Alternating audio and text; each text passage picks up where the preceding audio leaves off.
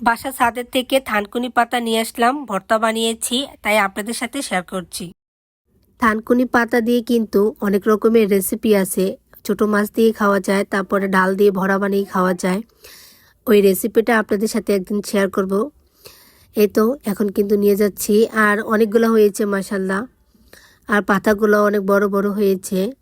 এই ছোট মাছের ঝোল রান্না করলে কিন্তু আরও অনেক মজা লাগে খাইতে। আর যারা খেয়েছেন কমেন্টে কিন্তু জানাবেন। আমাদের কুমিল্লাতে এই থানকুনি পাতার ভর্তা সবাই অনেক পছন্দ করে।